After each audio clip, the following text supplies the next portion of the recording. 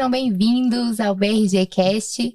Aqui a gente quer trazer muito conteúdo, pessoas da área, para que podemos ter muitas trocas e conhecimento sobre energia do presente e do futuro para o Brasil. Meu nome é Paula, sou sócia-diretora da BRG Brasil Geradores, e aqui comigo, meu mentor, também meu pai. Se presente, pai. Muito bem, né? Presente e futuro. Eu, engenheiro eletricista, minha filha, engenheiro eletricista. Muito bem representado aqui o presente e o futuro. Um prazer muito grande poder participar, inclusive com um convite tão especial da minha filha. E a gente vai tentar levar bastante conhecimento desse setor tão importante, né? Que é a parte do biodiesel em termos de sustentabilidade, com a maior autoridade do assunto aqui, que é o Eduardo. Começamos forte. Então vamos lá, deixa eu ler o currículo do homem. Carlos Eduardo Hammerschmidt. Tá certo? Hammerschmidt. O Grupo Potencial está entre as 150 maiores grupos empresariais do Brasil. Hoje possui o maior complexo de biodiesel do Brasil e terceiro maior do mundo. Carlos Eduardo, conhecido no mercado como Dudu, se formou em engenheiro de produção no ano de 2009, atua como vice-presidente comercial, novos negócios e relações institucionais do Grupo Potencial, vice-presidente de relações institucionais da Ubrabio, ex-diretor do Brasilcom. O Grupo Potencial é constituído pelas empresas Potencial Petróleo, Potencial Biodiesel, BWT Transportes e Logística, BWI Trading, Jetta TRR. A sua paixão por combustíveis começou desde criança, pois iniciou trabalhando com seu pai nos postos de combustível da família. O primeiro posto de combustível da família foi fundado em 1954 pelo seu avô Eduardo Pedro, na cidade de Lapa, região metropolitana de Curitiba. Hoje, o seu propósito é estudar o mercado de transição energética e perpetuar o grupo para este caminho. Bem-vindo, Dudu. Isso aí, obrigado. Obrigado pelo convite, Paulo e Silvia. É um prazer estar aqui. Eu fico honrado em ser o primeiro episódio ali do BRG Cast e poder estar participando com pessoas tão relevantes do mercado, né, como vocês, da BRG, né, que já tem uma grande bagagem aí pelo setor de biocombustíveis, principalmente na área de geradores. Mas o intuito aqui é passar um pouco mais a impressão sobre o mercado de biocombustível em geral e em foco em si em relação ao biodiesel, tanto no mercado brasileiro como no mercado internacional, que eu acho que é interessante. Legal. Queria que você nos contasse aqui um pouco mais sobre o biodiesel e o que ele traz para a sociedade, o bem que ele traz para a sociedade. Hoje o biodiesel, esse ano, inclusive, ele completa 20 anos de história no Brasil, né? Ele hoje gera para a sociedade, as indústrias de biodiesel, quase 1 milhão de empregos diretos. São quase 800 mil a 1 milhão de pessoas trabalhando em indústrias de biodiesel no Brasil. São mais de 20 mil, 25 mil famílias que são impactadas pela agricultura familiar, né? Porque o produtor de biodiesel ele precisa comprar soja da agricultura familiar para ter o selo social do governo, né? Para poder produzir o biodiesel, a gente tem uma parte da nossa produção que somos comprometidos com essas pessoas, né? Do agronegócio. Então, além disso, gera farelo, que é para questão da proteína animal. Você consegue gerar farelo, ração com um custo menor no Brasil, porque o biodiesel, a principal matéria-prima é a soja. Então, você acaba incentivando a maior produção do agronegócio brasileiro, né? Como a gente viu no ano passado, a gente teve produção recorde de 157 milhões de toneladas de soja, se eu não me engano. Esse ano era para a gente também ter uma produção recorde, mas questão de chuvas e estiagem que teve também agora no final do ano, caiu um pouco a previsão, mas ainda vai ficar acima de 150 milhões de toneladas de soja. Então, o biodiesel cria um ecossistema que abrange vários segmentos, né? Tanto sociais como empresariais, né?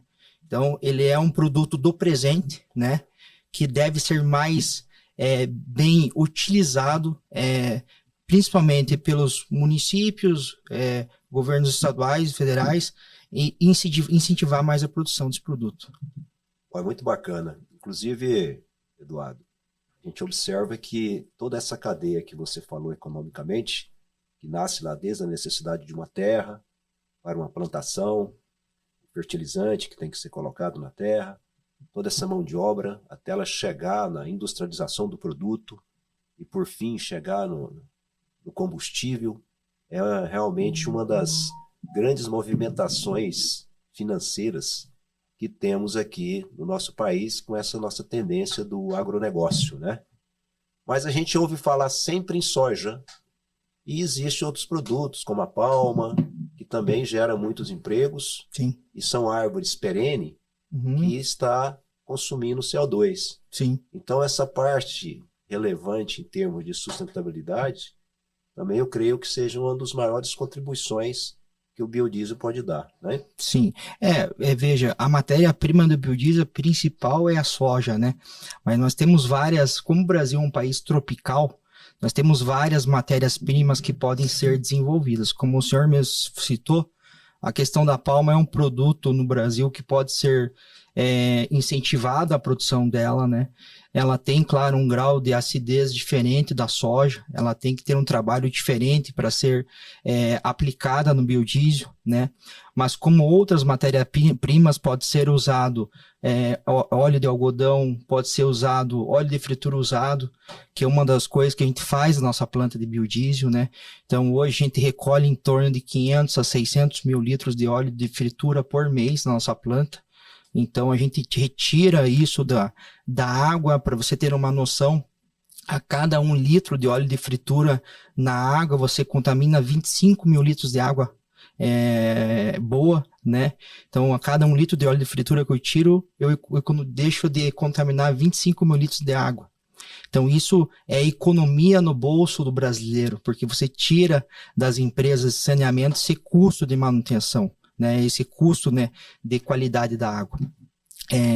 Então, existe óleo de fritura, existe o sebo, que a gente chama o sebo, a gordura animal, que a gente consegue trazer ele para forma líquida e usar no biodiesel.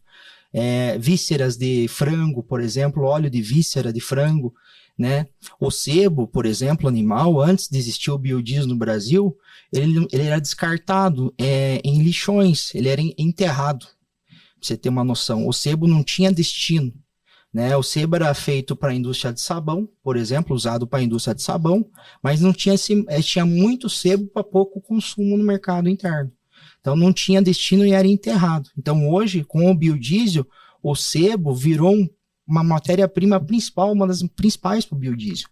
Inclusive, às vezes, acontece do sebo animal estar mais caro que a própria soja. Então, isso acontece, às vezes, no mercado interno. Então, que o biodiesel aproveita todas essas matérias-primas que antes eram descartes, né? Eram resíduos que não tinham destino, e hoje eles viram biocombustível, né? Então, vai de encontro total com o que o mundo quer no presente, que é a questão da sustentabilidade e uma qualidade de vida melhor para as pessoas. Se a gente for imaginar aqui, né, Eduardo, 20 anos já de produção de biodiesel, a quantidade de combustível fóssil que foi substituído pelo combustível que é o biodiesel, realmente deve dar um balanço de alguns bilhões aí de créditos de carbono, né? Sim. E evidentemente elimina aí o aquecimento global.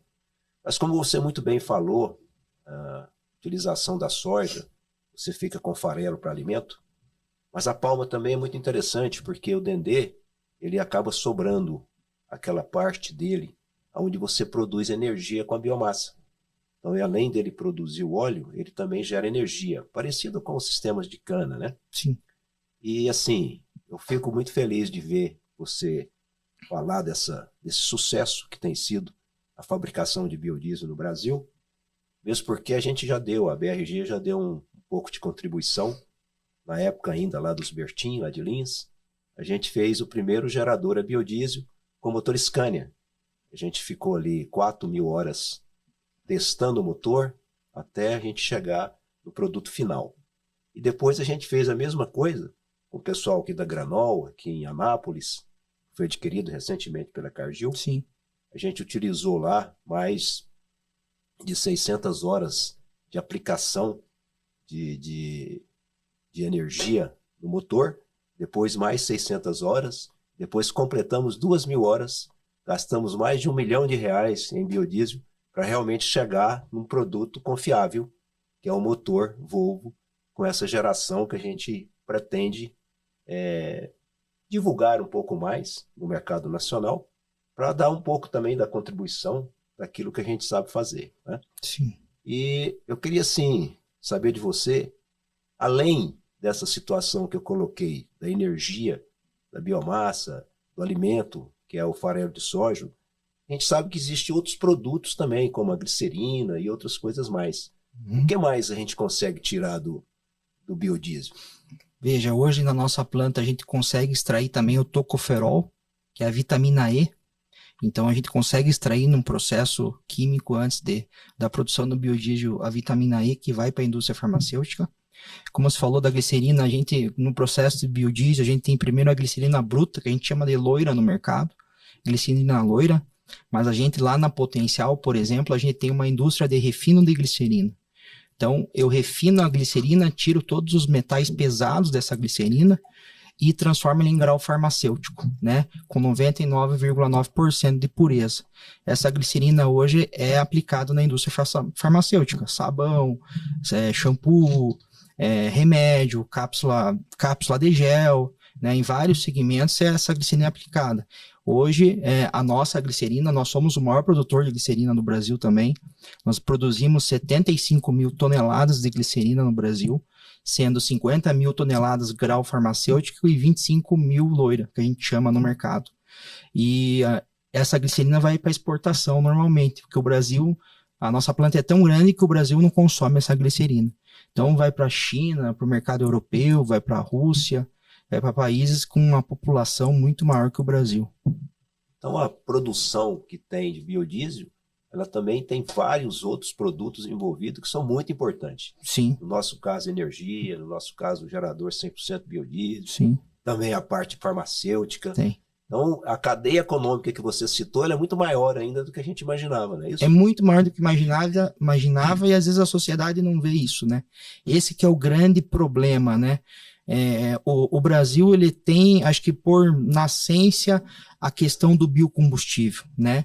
Tanto que hoje ainda o Brasil importa 25% de produto fóssil, né? Isso é inadmissível, né? Um Brasil que tem lá a expertise do biocombustível, como o etanol começou em 1970, na década de 70, é inadmissível nós aceitar que o Brasil importe diesel fóssil da Rússia, dos Estados Unidos, da Índia, sendo que a gente pode industrializar e incentivar o mercado interno. Então, quando você exporta a matéria-prima do agronegócio hoje para fora do país, ela sai não tributada. A soja sai não tributada. Você não gera imposto, não gera emprego.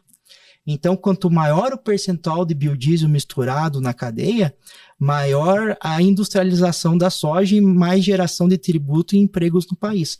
Tanto que a gente viu agora nesse último ano, depois que se aumentou, foi anunciado pelo governo o aumento da mistura do biodiesel, algumas grandes empresas com movimento para aumentar a esmagação de soja no Brasil. Então, por exemplo, no estado do Paraná, a gente tem 4 ou 5 empresas, inclusive a nossa, que está fazendo uma esmagadora de soja, né? Então tem a Potencial, tem a Coamo, tem a Cocamar, tem se eu não me engano, em Santa Catarina, a Cooper Tradição, que é uma cooperativa antiga em Santa Catarina. Então a gente vê um movimento de ampliação no parque industrial de esmagação de soja também no Brasil, né? Isso vai gerar muito emprego direto e indireto e também vai incentivar o agronegócio como um todo, né? E vai ter mais consumo de fertilizante, vai ter mais consumo de outras coisas do mercado de varejo que vai fomentar a economia. Essa sua visão é muito interessante da gente poder observar, que ela é muito mais ampla, né? Quando você fala de terra, de plantação, está envolvido maquinário, está envolvido Sim. tecnologia. Quando você fala de construção de indústria, está envolvido automação, está envolvido uma série. Parte civil. A construção civil. É realmente tudo dentro do nosso país. Sim. Né? O nosso DNA realmente é a terra, Sim. fazer esse produto seu aí. Sim. Essa mistura de 15%, ela vai suprir essa necessidade interna, ou a gente ainda vai ter que ainda importar algum combustível fóssil. Veja, ainda o Brasil ainda ainda está na idade da pedra, vou dizer assim. O Brasil é um dos únicos países ainda que consome diesel S500. O diesel S500 tem 500 miligramas de partículas de enxofre por litro, né? Sendo que o S10 tem 10 miligramas, é 50 vezes menos poluente o diesel S10. Na Europa e Estados Unidos, há anos não se usa mais diesel S500, né? Então, veja, continuando na tua pergunta, além desse problema que a gente tem de produção, limitação, tecnologia de não ter sido investido na produção de diesel S10 no Brasil, nós temos todos os caminhões que estão entrando desde 2014, se eu não me engano, com diesel S10. E não foi feito investimento em refinarias no Brasil para a produção de diesel S10. Mas foi feito investimento no parque industrial de biocombustíveis no Brasil. Então, nós temos que se aproveitar dessa situação, né? O Brasil tem que se aproveitar disso. E em relação à sua pergunta, com 15% não supre. Para você ter uma noção, cai para, se eu não me engano, 21% ainda a dependência do país em importação de diesel. Com um grau de mistura de 25%, a gente fica ainda com uma dependência de 8% ainda de importação, né? Então, veja, a nossa indústria tem capacidade de absorver 20% ou 25%.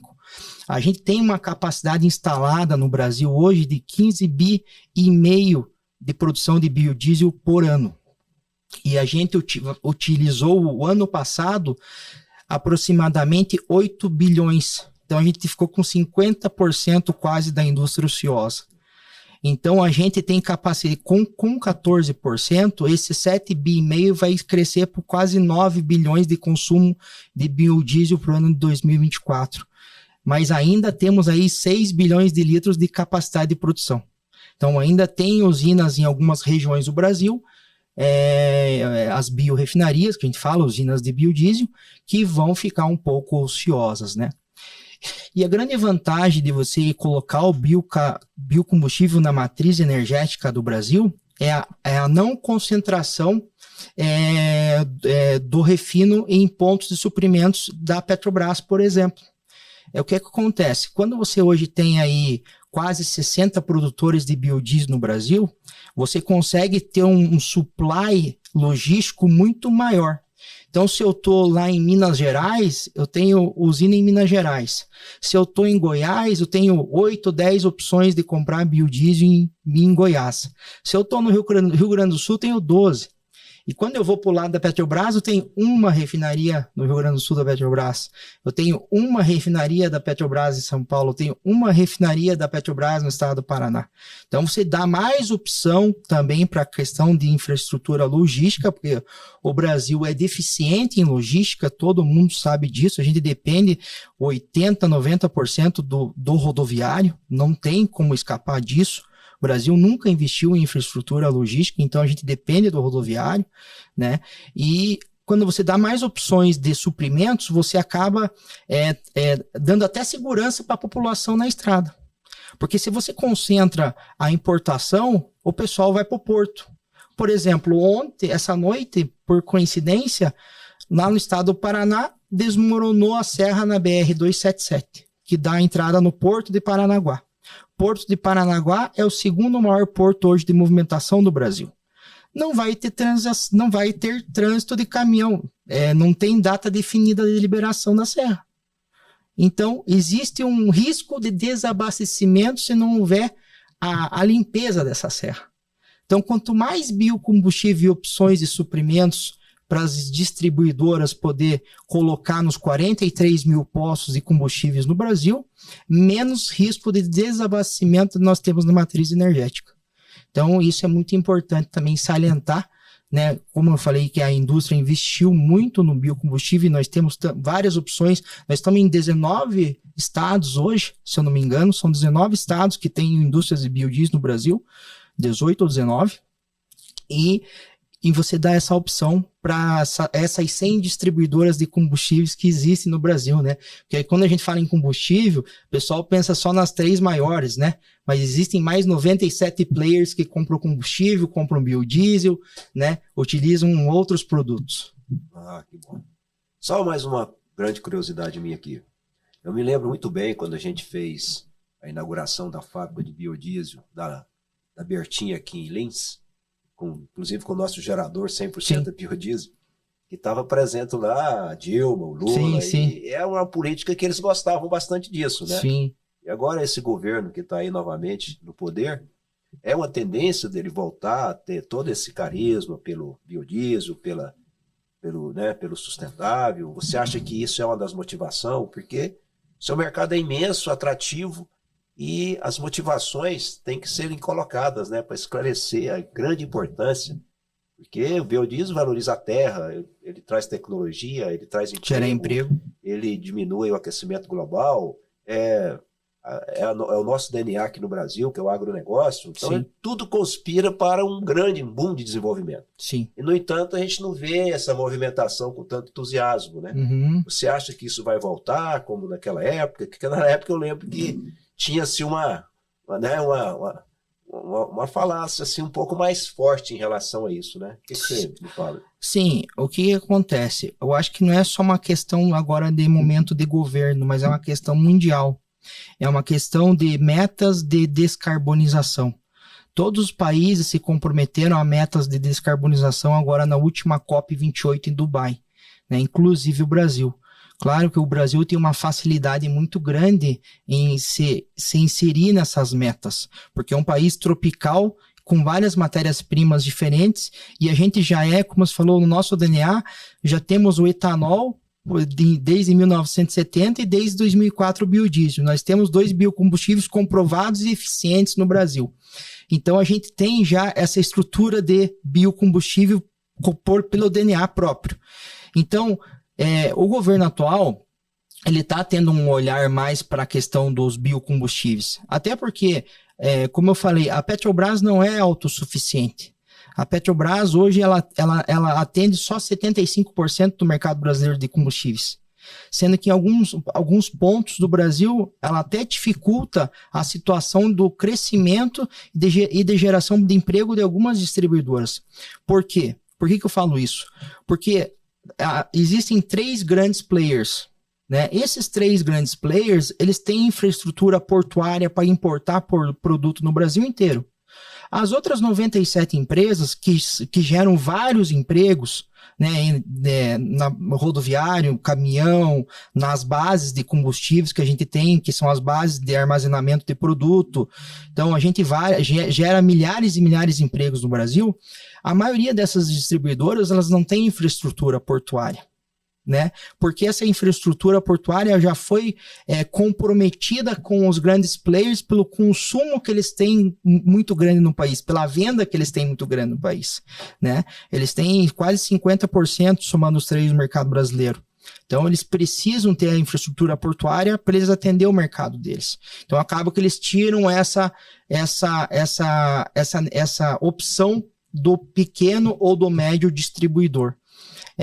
Então, quando você insere-se mais o biocombustível e não depende mais de porto para importar produto fóssil, você dá mais oxigênio para essas empresas sobreviverem e continuarem o crescimento e dá mais competitividade no mercado. Você tira a concentração do mercado desses 3 grandes players hoje que existem no Brasil. Ótimo. Tem, assim, algumas lembranças, né, que eu tenho daquela época. E uma delas foi um movimento que a gente fez logo após a conclusão do gerador 100% biodiesel lá com o grupo do Bertin, em Lins, que era um desejo de fazer as Olimpíadas no Brasil com geradores 100% biodiesel. Sim. Mas acabou que isso não prosperou. E a COP30 está aí, né? Está aí, aqui no Belém do Pará. Vai ser no Belém, sim. Onde tem lá a maior plantação de palma. Né? Sim. Então, talvez fosse um momento de uma nova motivação para a gente tentar colocar esse produto com mais propriedade para a sociedade. Tanto que ela é importante, né? Como aconteceu aí no show do Coldplay, que a gente acabou fazendo, né? Tecnologia está aí a nosso dispor, testada, homologada, já com um case de sucesso que eu contei, uma provocação que eu trago aqui, que precisou de uma banda internacional, reconhecer o nosso produto e fazer, de fato, um evento grandioso, a biodiesel. Eu trouxe alguns números aqui interessantes, quero compartilhar aqui. Só de alguns festivais que a gente conhece. Lollapalooza, consumo de 326 mil litros de diesel. O Rock in Rio, 304 mil litros de diesel. Detal, 181 mil litros de diesel. Primavera Sound, 118 mil litros de diesel. Pensa, todos esses eventos, esses grandes eventos, poderiam estar sendo todos eles feitos 100% a biodiesel. Que é possível, já foi feito, e falta a gente ter um incentivo. Um incentivo e um querer a mais. É muito bom falar de sustentabilidade, mas também é bom, mais do que falar, é bom fazer, né? Olha, eu acabei de chegar agora ali de uma das nossas empresas, né? Vamos fazer aquele evento aqui no Allen Paz, do Agro, que agora em 25, e a nossa estimativa é de gastar 30 mil litros de combustível. E vai ser feito no biodiesel. Sim. Então, se você for imaginar a quantidade de eventos que tem a nível de Brasil todos os santos dias, o Brasil é um país abençoado por Deus, por isso que eu disse que é todos os santos dias. Um povo que gosta de festa. A gente vai realmente chegar a alguns bilhões de litros aí, o que poderia, talvez, fazer um pouco de diferença aí na sua cadeia. Claro. De produção de biodiesel. E só complementando, seu Silvio, não é só a questão do consumo do biocombustível, mas o impacto ambiental que isso causa, né? Você veja, a cada 480 litros de biodiesel produzidos, eu tiro 1 tonelada de CO2 da atmosfera. A cada 480. Então, cada 480 litros consumidos por um gerador, você tira 1 tonelada de CO2 da atmosfera. Então, um Rock in Rio daria 1 tonelada a menos de... A cada 480. O Rock in Rio consome 350 mil litros. Então, você faz a conta, você pega 300 e divide por 480. Então, você vai ter ali quase 10 mil toneladas, umas 8 mil toneladas de CO2 que você tirou da atmosfera usando biodiesel no Rock in Rio. Então, você veja, isso é uma questão social também. É uma questão que você tira pessoas até do SUS.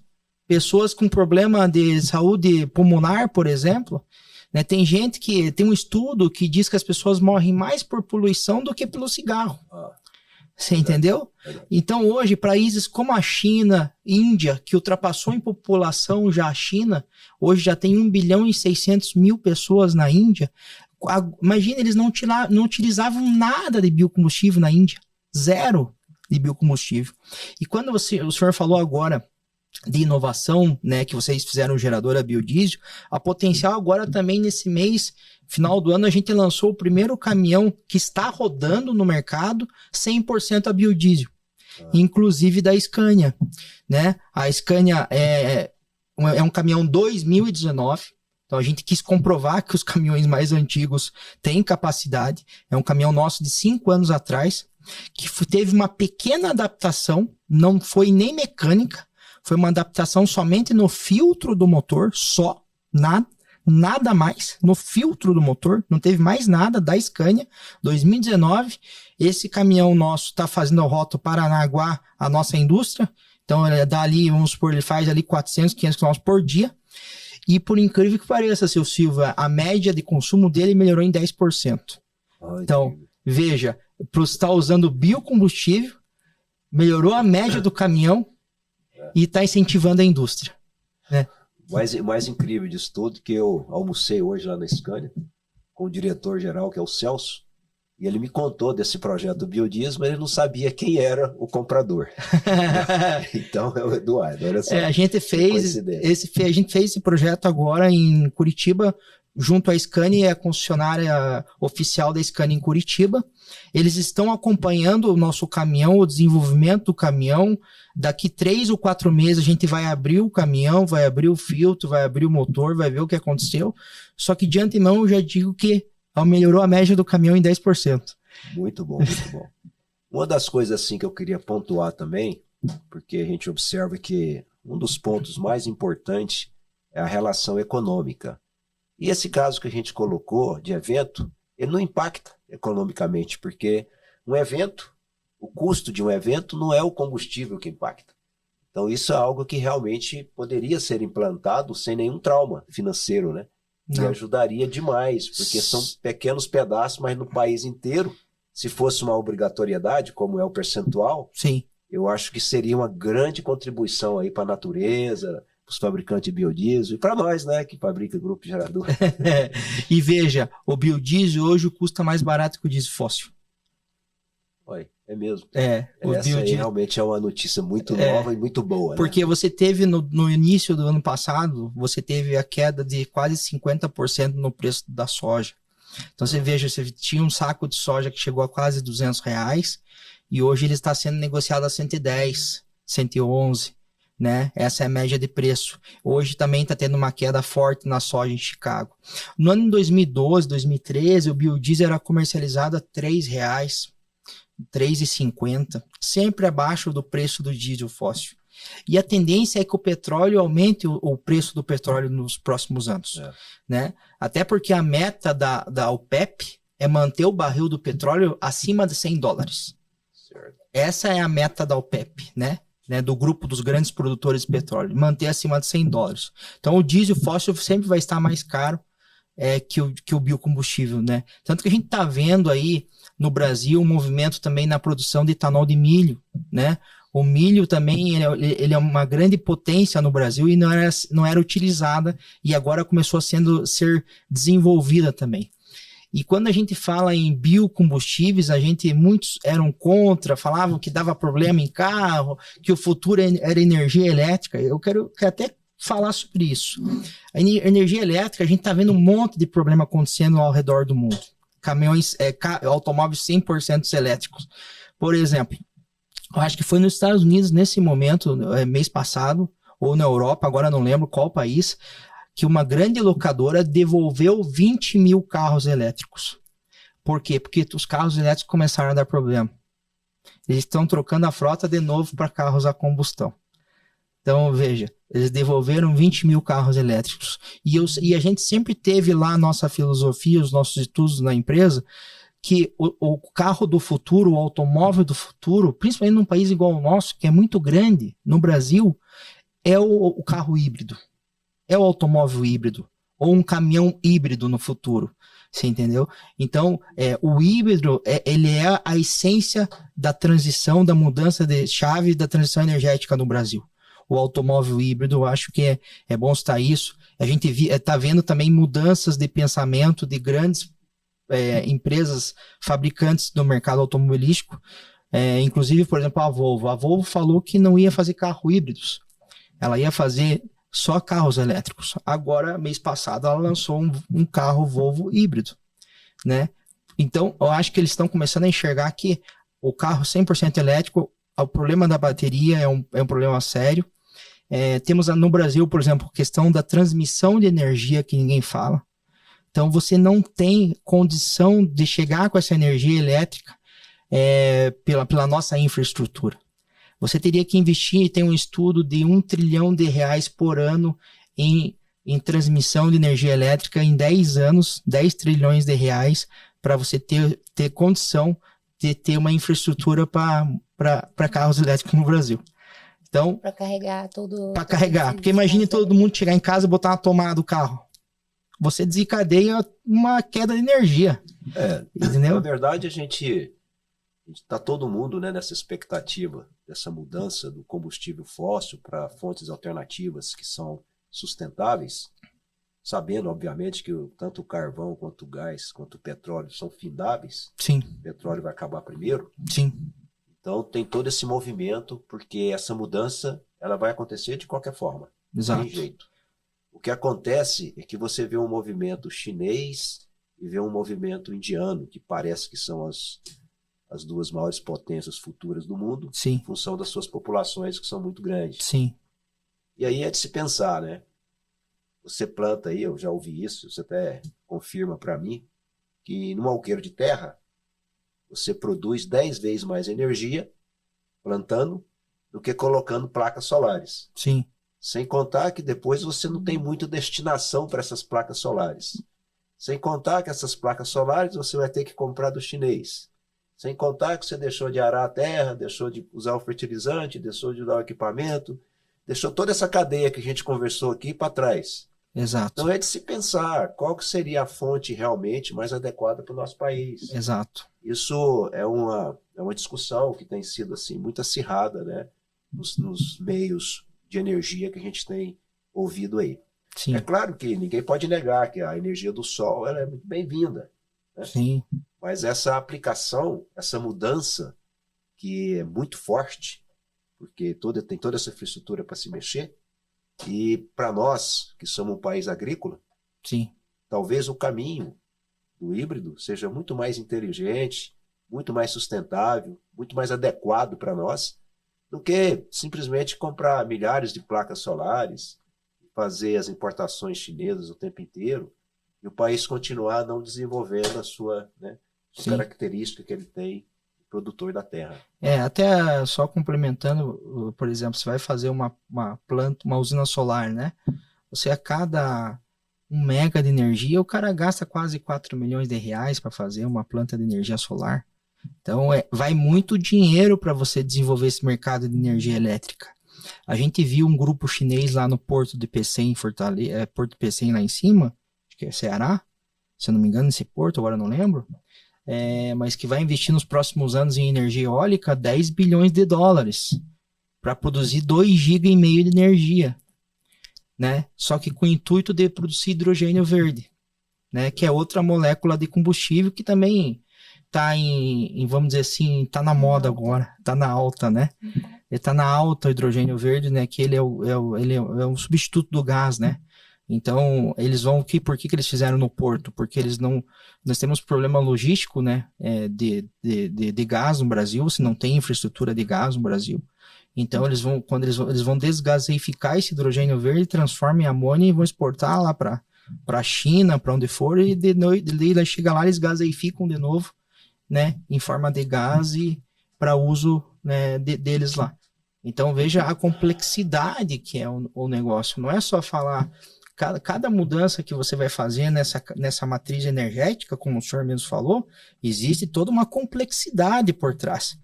Agora, o que eu não consigo entender é por que existe tanta dificuldade de a gente implantar no Brasil o biocombustível já existente. Você tem o etanol e o biodiesel, dois produtos que são já testados. Por que não incentivar isso? Né? Agora vai criar o hidrogênio, vai criar o biometano. Biometano também é um problema. Biometano você não consegue transportar ele. Você só consegue usar localmente. Você só consegue inserir na rede o biometano onde se tem duto. Se não tiver duto, você não consegue transportar biometano. Uma carreta de 50 mil toneladas leva 4 toneladas só de gás de biometano. Então realmente é um problema. Esse nosso dever de casa de poder motivar mais, entender mais sobre o que nós podemos produzir, é muito mais interessante do que agora. Recentemente eu estive na China, na BRD, juntamente com o governador, incentivando, né, trazer a indústria chinesa aqui para o Brasil, que vai ser implantado ali na Bahia, sim. Onde é que era Ford. Então você vê assim, um forte movimento brasileiro em prol de algo que não é nosso DNA. Não é nossa essência, né? Que não é nossa essência. Sendo que a gente tem todos esses outros caminhos, principalmente do biodiesel. Então, acredito que se a gente puder motivar um pouco mais, discutir um pouco mais, levar mais para a sociedade esse conhecimento de toda a cadeia, a gente acaba dando alguma contribuição mais positiva do que essa de ficar importando os produtos. Não é nem não investir, né, nesse lado das baterias, enfim, podemos seguir, mas também olhar para casa e ver que a gente tem também esse dever de investir nessa indústria interna, que vai fomentar a nossa economia interna. E acho que é isso, tem que levar conhecimento para mais pessoas e ver que tem muito ainda a aprender desse mundo. E uma coisa também, eu acho que os empresários de biocombustível também tem que dar exemplo, né? Como nós fizemos o caminhão a biodiesel, né? Depois dessa nossa atitude, só para vocês terem ideia, já veio 3 multinacionais atrás de nós, que tem indústria aqui, para mudar a molécula de combustível do que eles produzem dentro das indústrias, para entender qual foi o movimento que a gente fez com a Scania dentro do caminhão para o motor ser 100% a biodiesel. Tem uma diferença, né, de qualidade de um biocombustível para outro. De um biodiesel para outro. Paulo, eu gostei muito dessa motivação que ele falou aí. Eu queria até sugerir. Eu acho que na COP30, os fabricantes de biodiesel poderiam ceder, né, para esse evento o combustível para a gente poder fazer esse evento. Eu acho que eu acho que não é pedir demais. Não. Seria uma divulgação bastante interessante, né? Existem várias plantas já que fazem eventos, vamos dizer assim, que não aparecem para o Brasil inteiro, né? Várias empresas. Mas claro que, por exemplo, a nossa empresa, a nossa associação ao Brabil, inclusive vocês são associados à nossa associação, né? Nós temos lá a Boeing, que é uma grande empresa de aviação que também é associada. Então, grandes empresas fazem algumas coisas, mas eu acho que disso devia ser divulgado mais pelas empresas, né? Que é o que a Potencial está tentando fazer. A gente está tentando divulgar mais. Essa questão do nosso caminhão Scania saiu quase no Brasil inteiro, em todos os jornais, saiu no Estadão, no Valor Econômico, saiu em todos os jornais do Brasil, saiu em relação a esse caminhão Scania 100% a biodiesel, né?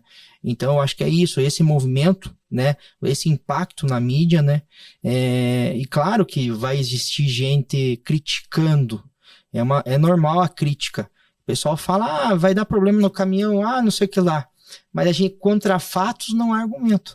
Então, quando a gente chegar com os números, como você mesmo falou, eu falei da questão da quanto a gente tira de CO2 da atmosfera.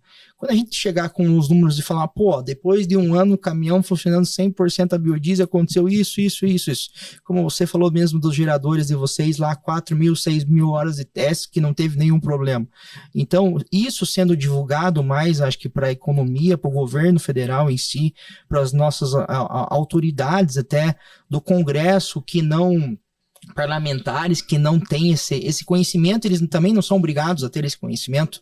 Eu acho que é obrigação nossa levar esse conhecimento para eles e mostrar para eles a importância disso para o Brasil, né? Acho que se cada empresa fizer a sua parte em relação a isso, a gente vai ter uma mudança, uma transição energética muito mais rápida no Brasil do que a gente espera. Agora, Eduardo, assim, só para complementar o que acontece com a gente, nosso dia a dia.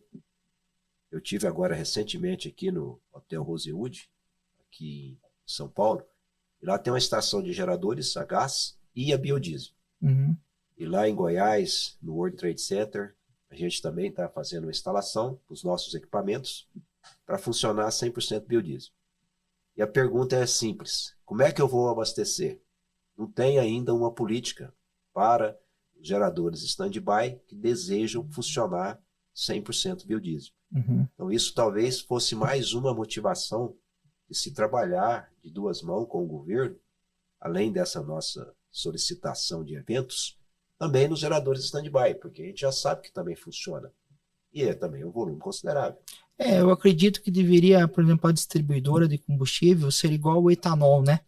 O etanol, existe o etanol anidro e hidratado. O hidratado é o que a gente abastece o carro, e o anidro é o que vai misturado na gasolina lá, 27,5% de etanol anidro na gasolina. Eu acho que poderia hoje existir uma lei que a distribuidora de combustível no Brasil poderia vender sem o biodiesel puro. Uhum. Então acabaria com esse problema teu.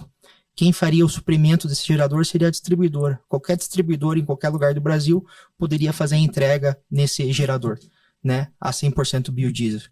Então, como existe o etanol hidratado, acho que poderia ter esse olhar, né, para eventos, né, a gente, por exemplo, porque existe uma limitação, né, até um volume X você não precisa de autorização da ANP.